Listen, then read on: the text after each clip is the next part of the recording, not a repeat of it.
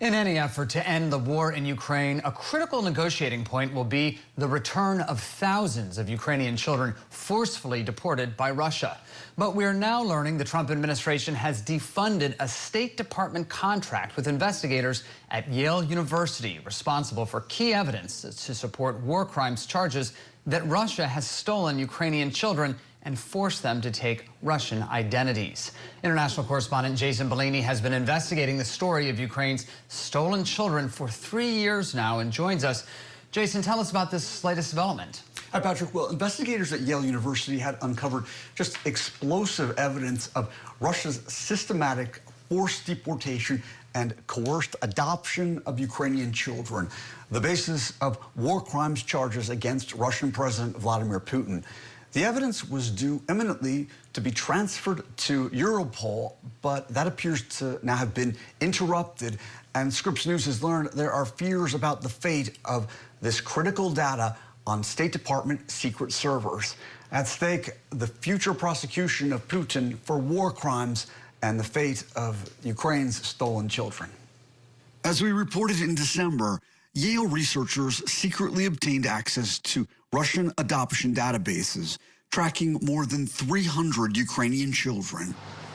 The most detailed and extensive evidence to date of Russian war crimes related to the forced deportation of thousands of Ukrainian children. Russia's President Vladimir Putin, the Yale report alleged, ordered this program.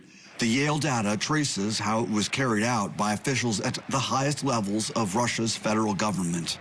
The Yale lab used open-source intelligence and satellite images to identify Russian government aircraft allegedly used to take away Ukrainian children from Russian-occupied areas of eastern Ukraine, evidence they presented to the United Nations. 314 children from Ukraine have been placed in this systematic Kremlin-directed program of coerced adoption and fostering. The surveillance camera. As part of our nearly 4-year investigation into Ukraine's stolen children, we visited Yale to see the methods and discoveries collected by Yale's Humanitarian Research Lab. I've been a war crimes investigator for almost a quarter century. This is really one of the first times that the primary victim population I'm dealing with is alive. And they're not only alive, they're kids. It was actually 2 years ago today, Patrick, that the International Criminal Court issued its arrest warrants against Vladimir Putin. Wow. And what is the Yale lab saying about all this? They're not saying a lot. Yale has put out a statement saying, yes, they've been defunded. This lab has been defunded. Interestingly, the project itself, it's no longer available on the web. The website's been taken down. We just looked at it last night and could see that it just doesn't exist anymore. So the question now is, all of this research, all of this work, all of this money that went into it, what's happening with that?